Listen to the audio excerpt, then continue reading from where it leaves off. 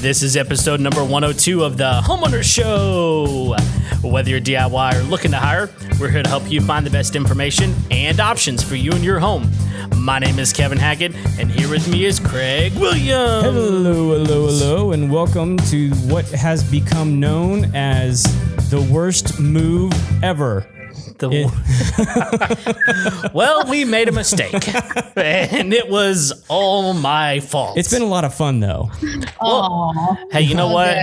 It's as long as you think it's been fun, then we're going to go with that. That's right. So we are actually in a time crunch here because we have a very special guest that we want to make sure gets the maximum opportunity to share with you guys what she has to say because it's so important. Yeah. And we want to make sure. So with no stories, no banter.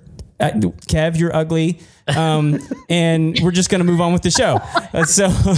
Yeah, let's do it. If it sounds like we're rushed, well, we are. So you guys, we reached out to our new friend, Mollie McGlocklin, who is a sleep specialist. And I don't know about you, but this whole Corona, COVID-19 world pandemic has just thrown my sleep patterns into the whirlwind. It's been crazy. And so I without talking over things that we just don't know much about, let's kind of get into this. Mollie, tell us a little bit about yourself. How you got into being a sleep expert. I mean, did you just decide you wanted to sleep more? And how did this work out for you? Well, first of all, this is just awesome to be here. I feel like I got a quick snapshot into how things go for you guys, the banter, the whole world of it. And this has been awesome. It's been an excellent lesson in how not to podcast is what... No, you're rolling with the whole thing. I know we got tech stuff and it happens. So you guys are doing great. Put monkeys at the helm. This is what happens. That's right. Yeah. So to be clear, my whole commitment around sleep and the creation of this company came because I was solving my very own problem with my just really atrocious relationship to sleep. And that for many, many years, I related to sleep in a capacity of I'm a night owl. I go to bed late. I'm an entrepreneur in the middle of Manhattan. So I make my own schedules, no big deal. And that was how it was for me for a long time. Until I started really burning the candle at both ends. And then I began to look at traveling internationally, doing the digital nomad route. And once starting that, bringing jet lag into the mix, then that's when I went through my first period of insomnia. And it was really, really a draw the line in the sand time in my life I got a couple options of how to approach this and what I'm really going to do to make a difference in how I'm managing my life, my well-being. And I went to the doctors in Croatia with Google Translate, and I left with a prescription of their version of Ambien. And It was one of those moments of like, okay. I mean, and I can look back on it now and be light about it. But at the time, it was a very disempowering, to say the least, situation. And also just with a real unclear future for myself of, okay, well, how am I going to be reliant on taking a drug to do something so primal that kids can do, that all of us are, we would assume would be given to us all. Yeah, exactly. So out of that, just real quick, was the stuff you said you went to, was Croatia? And it was their version of Croatia. Ambien. So was it like a different formulation? Was it the same drug, essentially just like a generic? Because I mean, this is the stuff that got Roseanne Barr in trouble. Yeah, exactly. Exactly. It was just in there. They had a different generic name for it, but all it's in the hypnotics, benzodiazepine, group, which is as it relates to sleep. So basically just that ability to fall asleep, but certainly not something that you want to be on for the rest of your life, but with no real clear guidance on how to, like, what the plan is. And there was a missing of a plan. Right. So for me then at the same time, I felt at a loss of what else to do. And I was so desperate to sleep. So I took the Ambien or whatever the generic name was for there.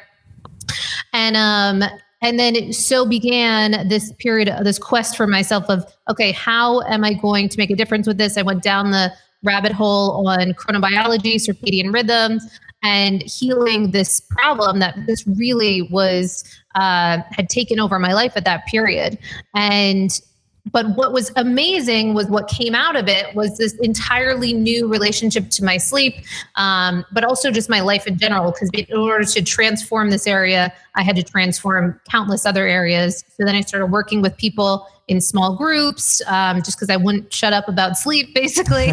And then started bringing in technology, accountability, and then my background in behavioral change, because there's so many behaviors that are important to bring into this conversation. And so it does take quite a lot. So to have a support system around you can make all the difference, because certainly when I was dealing with this, I felt very alone during that time. So it's been a commitment for me to ensure that people have a place to go to, really get not only just complete that element of bringing homeostasis to their sleep, but actually optimizing their sleep and bringing it to the next level.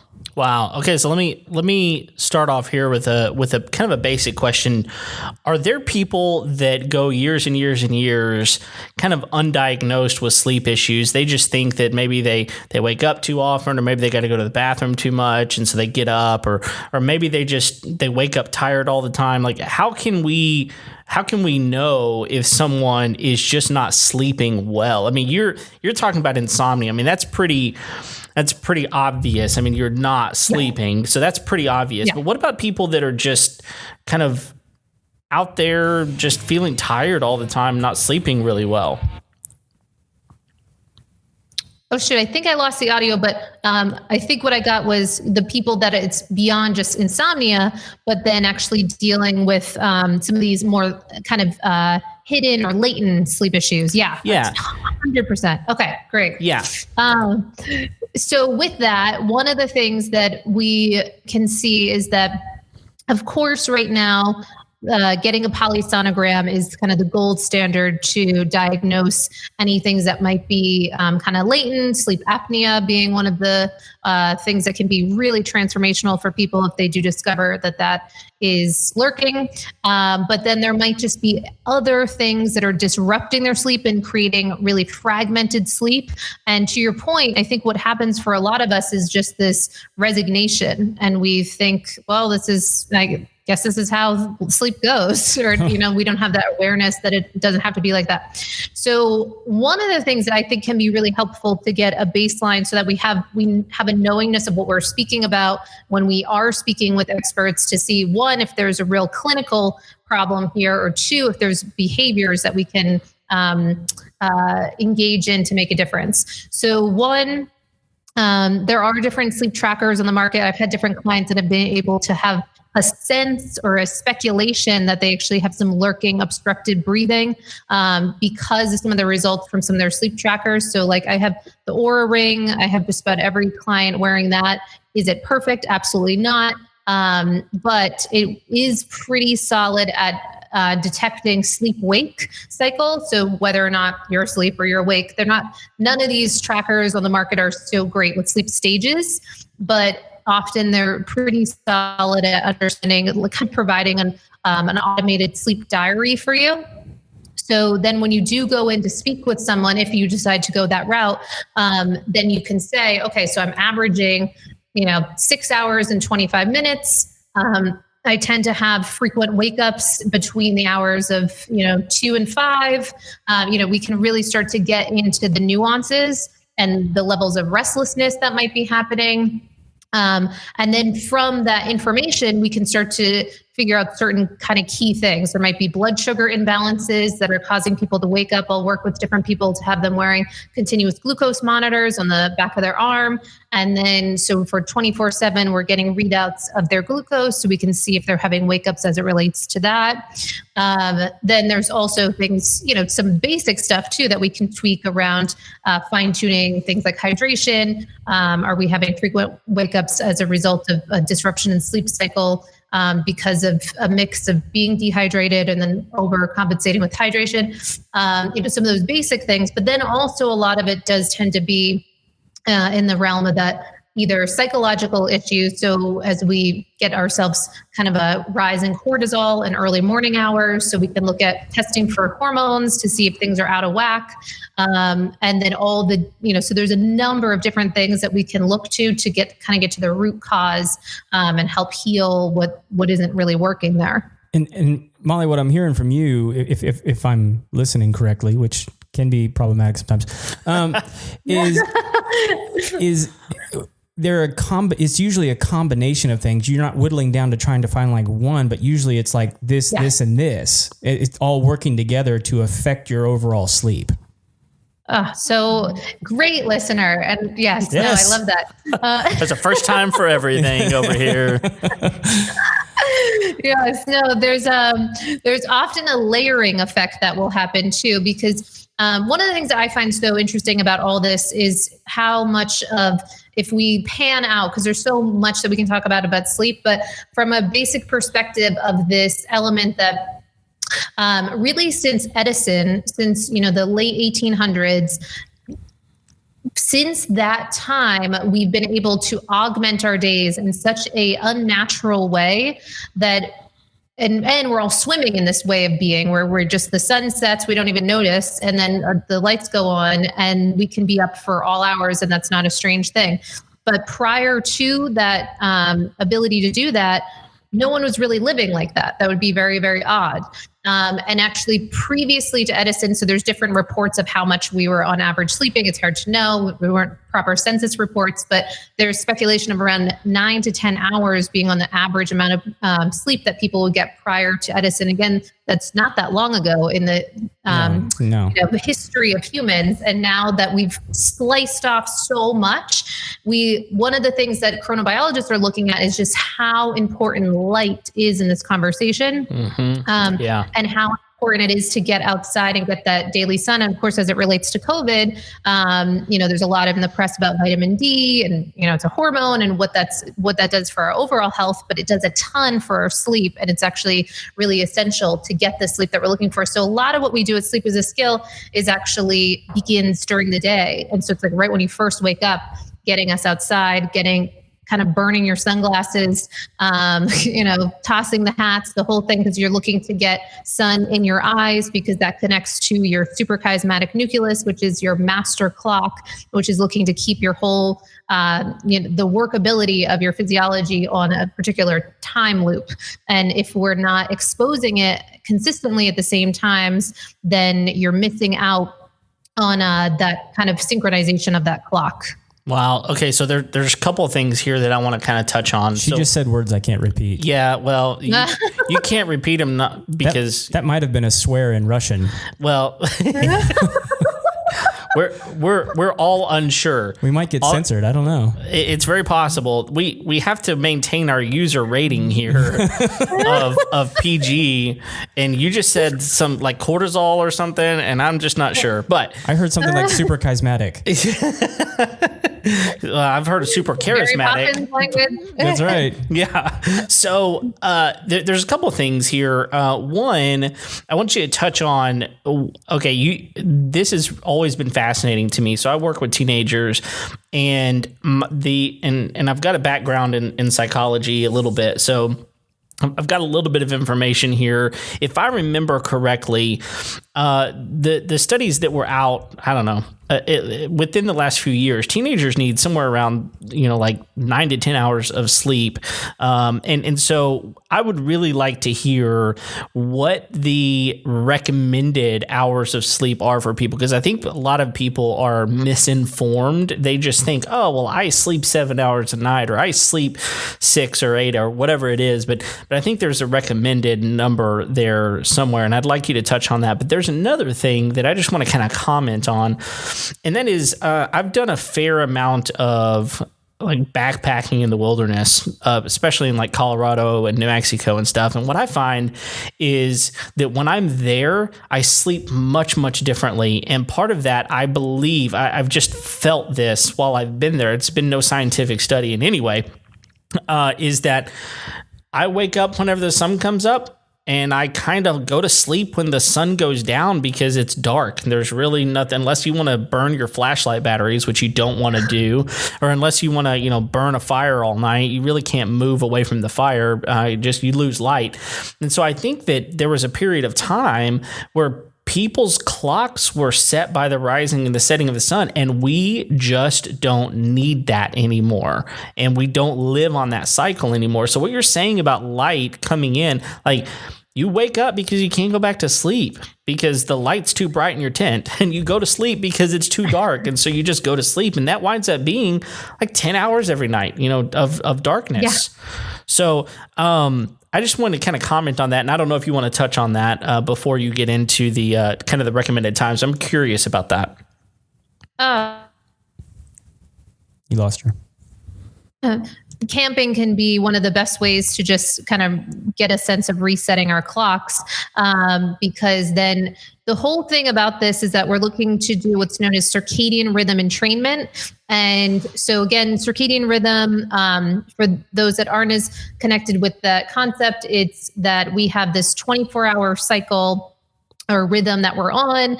And as humans, we are meant to be diurnal creatures, which means we're meant to be active during the day and at rest at night. And that simple kind of duality of our days was, to your point, so perfectly illustrated. It's just how it went, because and really what it boiled down to is two things: light and temperature. So for so long, what would happen is you would be living within nature, within the environment, and versus how, 2016, the World Health Organization quoted that the average person is spending over 90% of their days inside. So, and that was in 2016. I'm sure with the lockdown, it's like way more than that. So what we've created for ourselves is a very kind of like bubble, insular, zoo animal-esque way of living. Yeah, so the camping analogy is such a good place to begin because it can just be a fantastic way for us to have that undeniable reminder of how much we are linked up with the rhythms of nature. And this is so not a preaching standpoint, because when I was in Manhattan, I could not even have told you when the sun would rise, when the sun would set, it's like 24-hour lights, all the things. And I was just so disconnected. Now to be connected to those rhythms in such an intimate way is just life-changing. And so I think what is important to look at the reason of the why, because I think it can feel, or at least for me, it could feel like a little woo-woo or just light, like, oh, what's the big deal? Rhythms, come on. But that camping analogy is a perfect place to look at that because that involves both light and temperature. So when the sun is rising every morning, when it is hitting the Earth's surface, that's warming the Earth. So then that acts as the first cue to our bodies that it's beginning to warm up. So this is important that we shift off the production of melatonin and we create cortisol. And then as the sun's come in, of course, the light element is also that other cue. It's because it becomes undeniable that this means that now we're meant to be active during this daylight hours. And then when the sun would set, it immediately gets cooler and it gets dark. So those two things become so important. And I can share how we can bring that in, because I'm sure many of us are not going to start camping 24/7. So what we can do in our day-to-day lives. But once that sun sets, then what actually happens is that darkness is related to melatonin, and melatonin is known as the hormone of darkness. So what's really missing for so many of us is that if we are being surrounded by so much light 24/7, that we are not creating a sufficient amount of melatonin each night. And then that's where one of the source points that so many of our disrupted and fragmented sleep patterns come in. Which is why some people would go and just buy melatonin to help them sleep, right? Exactly. And one of the things I think is super important about that point is that one, in America, we think of it as being like, oh, that's the healthy option. I'm being really so like mindful of my whatever wellness based. But the thing is, one, in America, it is very much illegal. We give it to kids. Go to certain other countries, and it's not legal in the same way that we have it here. Very casual about it, and it is important to remember that it is a hormone. So it's really taking an element of hormone replacement therapy even though it seems so nonchalant. But I think what's important for us to get is that we can actually produce, and we've all the capabilities within us. We've done it for thousands and thousands of years to produce the amount of melatonin that's necessary to get a sufficient amount of sleep. And I think it's then just becomes a number of behavioral patterns that we can shift to make a difference with that. So are there then things that we're doing to actually block the production of melatonin? Oh, yeah, absolutely. So a couple things. So if we go back to those two guiding principles of circadian rhythm entrainment, it's light being number one, most important. And then below that is temperature. So one, the easiest thing you could do to really make a difference with your sleep is when the sun is setting, then really just turning out your lights. So ideally you would turn all your lights out, maybe do candles. But for those of us that aren't going to do that, you can do some red lights. So like I have this guy. So like, I don't know if you can see that, different red lights. Then you can do more red-based hues because that doesn't seem to impact melatonin in the same way. No matter what, though, bright lights across the board are disruptive to that production of melatonin. But at least if it's more in the warmer hues, that can help support that creation. But ideally, if you could take, I had this anthropologist on the podcast talking about taking the candlelight challenge, where you just use candles at night and see what happens to your sleep. So it's one. The second one is actually just turning down your thermostat or your air conditioner, so making it cooler in the evening to align with, so it's kind of like circadian heating and cooling. So basically, once the sun sets, then you're turning that down. But then during the day, you turn that up so that it kind of mimics how life would be, so that you're warmer during the day and then cooler at night. Well, that's really interesting because I can't sleep very well if it's warm. I know, me too. Yeah, we do turn it down in the evenings for that. But, like my wife, she does not like being in the dark. So like when we're watching TV at night, which is, if you go back and listen to what I do whenever I wind down, we watch TV at night. And so she doesn't like being in the dark. So we have, I would just turn the light be almost down, but for her, she doesn't like the feeling of that. So that's a challenge that I guess she would just have to kind of over time work through.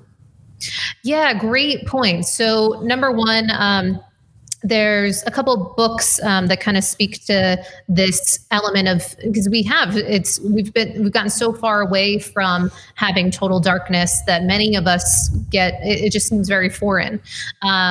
There's actually, I always speak to, I think it's so cool. There's certain dark protected skylines, like Idaho is one of only like a dozen something that protects their skylines from what they call light pollution. And so then the stargazing is like insane. Yeah, there's a couple places here in Texas that do that too. In fact, there's one in the Dallas area. It's in the middle of North Dallas. I cannot remember the name of it. It's near Fairview, that area. But they don't have lights at their football stadium because it's illegal to have lights over a certain height in the city so that it does not contribute to light pollution. It's interesting. Oh, I love that. Yeah, that I actually hate we'll have to talk more about that. but that's just because I am around football a lot. So, but I understand. It makes Friday sense. Night Lights. Yeah, that's right. Yeah, totally get that. Well, yeah. So it does take when we're talking about the element of behavioral change that's necessary to get great sleep in 2020 and beyond, there are a lot of things that we don't necessarily think, but I certainly didn't for so many years have any connection to the knowingness that the amount of light that I'm getting first thing in the morning is going to then impact me around 16 hours later when I go to sleep. Like, I wasn't making any of those connections. And then, of course, I wasn't making any of the connections of how much dimming the light or putting on blue blockers. And just really also aligning my behaviors with, because often I would just be gearing up with my work as, it's 11 p.m. and I would be going to town. And the mismatch that is to our circadian rhythm, we haven't evolved in a way that would warrant such a shift in a deviation in our normal patterns in such a short period of time. So you think that is one of the reasons why people, quote unquote, have to wind down whenever they get home, that they feel the need to do that? Like, that's not just a coping mechanism as much as that is literally the way your body was just designed, is to wind down and kind of get into a more restful place, I would assume. Oh, yeah.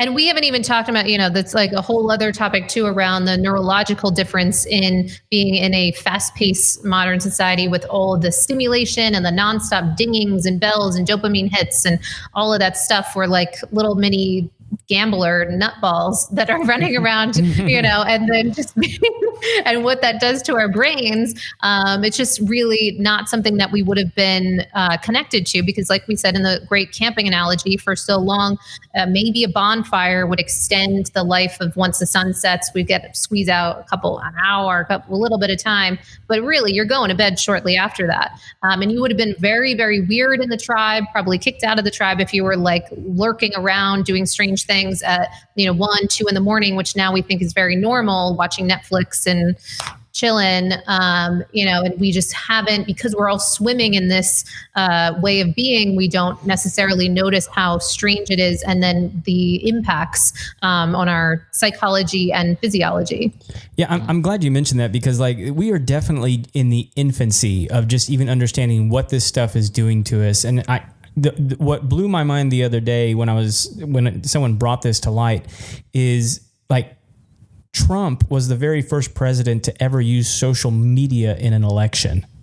Yeah. And like, to think about that basically he's been president for coming up on 4 years now, to be the very first one, even though the internet's been around longer than that he's the first one to use social media, to your point that we're getting dinged and, whatever, all these notifications thrown at us all day long. We don't know what that's doing to our brain, because really it's only been happening to us for less than 20 years.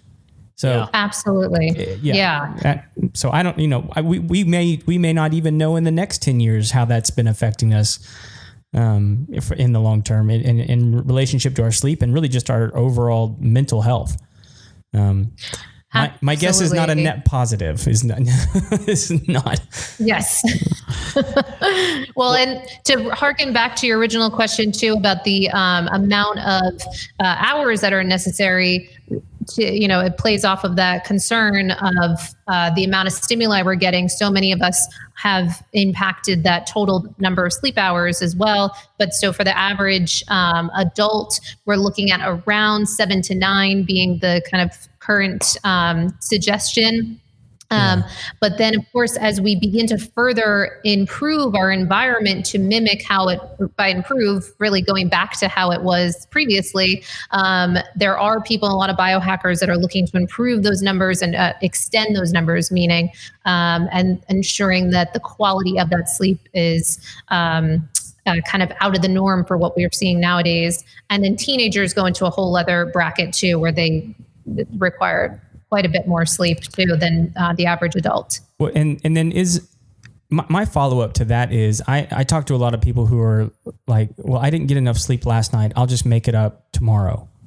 Is that an effective strategy or a healthy strategy for your overall sleep health? Yeah, so that is really challenging, because what that does is it plays into that conversation of, we've got this sleep debt. So for a while that was really in vogue, talking about sleep debt. Mm-hmm. And so you got to pay off that sleep debt. But unfortunately that kind of created this relationship to our sleep where we really all went bankrupt in a lot of ways, not all, but we have the tendency of really going to town with that debt, because unfortunately that can create a bit of a jet lag for people. It's known as social jet lag, where we don't go anywhere, we don't take a flight, but we are throwing ourselves up to such differences in our bedtime, wake time. Right. So for many people, it's very not uncommon to see people sleep in an extra 3-4 hours, sometimes on the weekends, and how much that is as if you just took a flight across the country, and what that does to your body and getting back onto that schedule. Yeah, that's interesting. Well, listen, there's so much more that we did not get a chance to touch on. We are really going to have to do a part 2 to this at some point. But we know we have to. We want to honor your time. Yeah, we got to honor your time, and so we're going to go ahead and say adieu. But we're just gonna. Craig and I are going to commit to kind of making a list of some more questions, because I think there's a lot of things that we don't want to get away from this topic. I feel like what we did was we just confused everybody, because we said way too many things, and we didn't have enough time to like broaden those answers out a little bit. But what I heard, and I think if we can summarize a little bit, what I heard was our sleep is extremely important, and our rhythms are one of the most important things we can do to affect our sleep. And so maybe if you're out there listening to this and you think maybe I need to sleep differently or better or healthier or whatever, change your rhythms. And, this light dark thing is probably a good place to start. And, or just go follow Mollie and she'll tell you what to do. Yeah, no, that's a really good point. I mean, you've got a lot of stuff going out there. And so, we're going to link some of that stuff up to this podcast as well, so people can get back to you. But just real quick, I mean, if you have a sec, Mollie, could you tell people where to go if they're listening and driving in the car? What are some easy ways to find you and get a hold of your information? Sure, no problem. So going to sleepisaskill.com is kind of the catch-all bucket. So on there, you can sign up for our weekly newsletter every single Monday. We send out a newsletter on what I call the most obsessive sleep newsletter on the planet, where it goes nuts of obsessing over the topic of sleep. You couldn't tell, I'm kind of obsessive personality, so really go to town on that. And then we also have a sleep assessment. We have a downloadable PDF for the optimized bedroom. Look at a couple, gadgets and things. But also low tech as well. And then from there, we also have an online course. We have a podcast. We have all kinds of stuff if you really want to dive deep on this area of sleep. And I make the argument that it's I believe the most important place to begin on this quest for, health and wellness, so that you then have the aptitude to be able to take on the eating and the working out and all those other things that we traditionally think of. But if we're exhausted, it's really challenging for us to fulfill on those. Yeah. Well, I appreciate you sharing that with us, so we can get that out to everybody that is struggling with their sleep. I really do hope that you can find some time to come back on, because I have a list of questions here I didn't even get to. Yeah. Yes. We'll do a part 2. That would be fantastic. This is really cool. Yeah.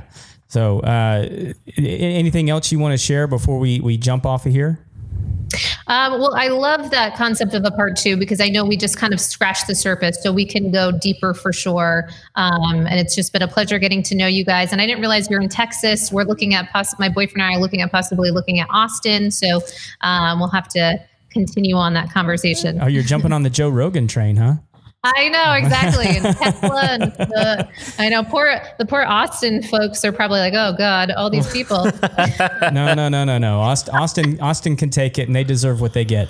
Yeah, they're weird. They're weird. Hey, listen, they're weird.